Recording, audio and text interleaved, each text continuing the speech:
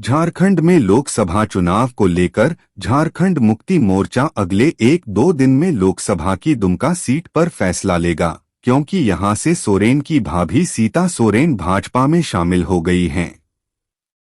इसलिए चर्चाओं का बाजार गर्म है कि इस सीट को सुरक्षित करने के लिए कल्पना सोरेन या शिबू सोरेन पर दांव लगाया जा सकता है।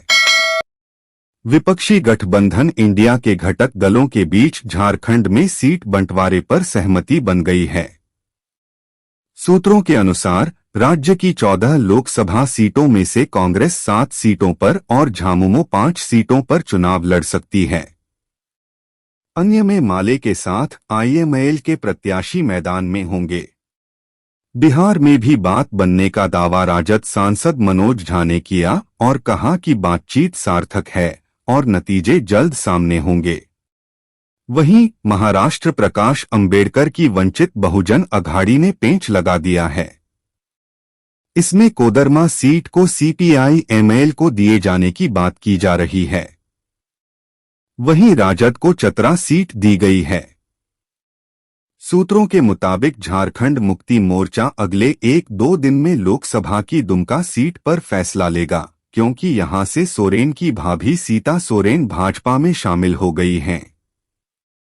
इसलिए चर्चाओं का बाजार गर्म है कि इस सीट को सुरक्षित करने के लिए झारखंड मुक्ति मोर्चा किसी कद्दावर नेता हेमंत सोरेन की पत्नी कल्पना सोरेन या पार्टी के संस्थापक शिबू सोरेन पर दुमका सीट पर दांव लगा सकता है।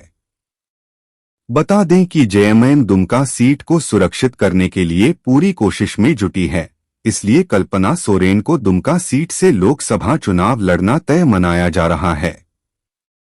उधर बिहार की 40 लोकसभा सीटों को लेकर राबड़ी देवी के आवास पर संसदीय बोर्ड की बैठक भी हुई है और इसमें लालू यादव को पार्टी के सभी सीटों पर उम्मीदवार तय करने के लिए अधिकृत कर दिया गया है।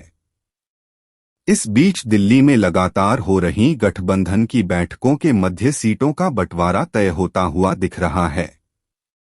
इसमें आरजेडी सबसे ज्यादा सीटों पर चुनाव लड़ सकती है। इसमें राजद को 25 से 28 सीटों पर चुनाव लड़ेगी। कांग्रेस के हिस्से में 8 से 9 सीट जाएंगी। भाकपा माले को 2 सीट और भाकपा के हिस्से में 1 सीट जा सकती है। झारखंड के सभी बड़ी खबरें देखने के लिए सब्सक्राइब करें भारत संदेश 24।